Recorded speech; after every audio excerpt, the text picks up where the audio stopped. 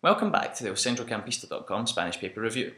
I'll be honest from the outset, it's not been a particularly great week this week. Both in terms of humour or really anything of interest even remotely related to football, the Spanish media has been pretty quiet.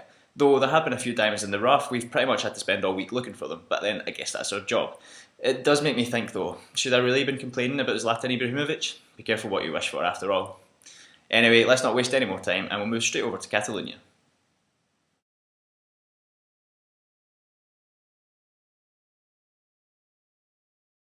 If you're a regular follower of our site, you may have noticed that El Mundo Deportivo has been notably absent in a review as of late. And I'm not going to lie, it's probably because they toe that oh so precarious line in the Spanish media of being neither controversial nor particularly interesting, usually. Thankfully, this week they've done their best to start up a bit, and who better than Cristiano Ronaldo as a target if you're going to do that? El Mundo Deportivo went with the headline of CR7 no se libra de Messi, ni en Bosnia, or Ronaldo isn't free of Messi, not even in Bosnia. This is in reference to the reception Ronaldo got by Bosnian supporters upon the arrival of the Portuguese team in the Baltics. To be honest, the rest of the team got booed as well, so I'm not sure what's worse. Maybe they were just confused. Oh, those silly Bosnians, eh? In Madrid, once again, Brazilian wonder kid Neymar was all the rage, and so AS ran with a headline this week of Neymar, 70 millones de cláusula y libre en 2014, or Neymar, 70 million buyout clause and free in 2014. This is in reference to Neymar's contract renewal with Santos, from whom the Madrid media were insisting he had been signed for the forthcoming summer. Except it didn't seem to exactly work out that way.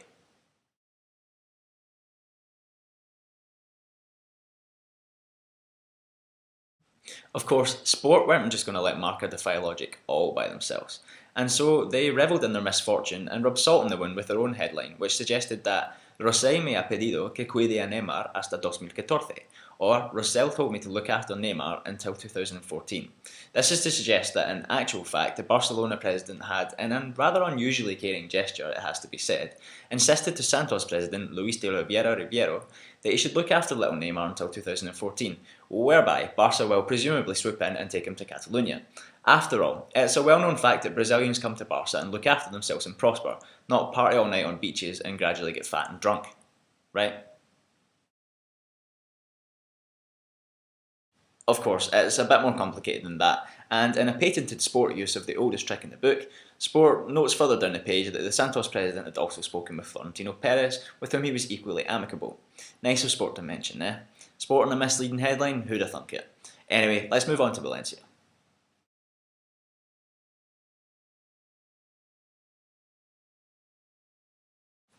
It's been a while since we cast a pitiful eye over Villarreal, and so with exceptional timing, Valencian sports daily Superdeporte ran with the headline Al Villarreal le cuesta jugar en superioridad.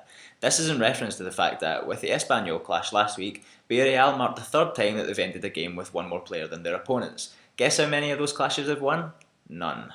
And so not even having an opponent sent off can make Villarreal win, it seems. That being said, a draw against Espanyol is better than a loss, and the Submarine have to take what they can get at the moment.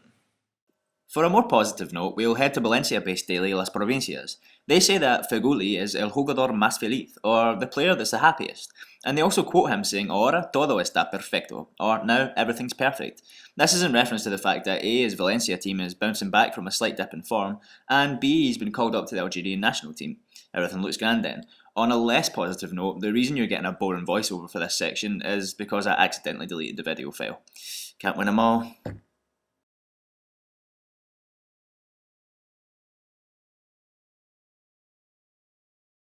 But we wouldn't dare end on a positive note, and so Levante the paper bring us right back down to earth with their headline of El inexplicable olvido de Del Bosque, or the inexplicable forgotten one of Del Bosque.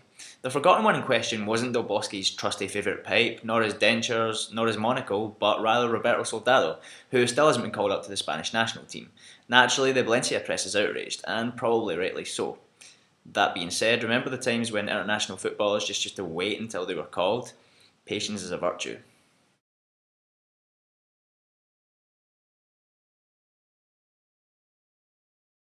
And so on that note, we leave you once again, this time to ponder whether Vicente Del Bosque really does have dentures, a pipe, or a monocle for that matter. Remember to leave your comments at the bottom of the page, and that includes any suggestions of stories, players, etc. that you think we should cover. If you don't, it might actually be a Vicente Del Bosque's monocle special next week. You've been warned.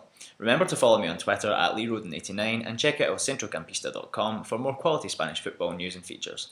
Thanks for watching.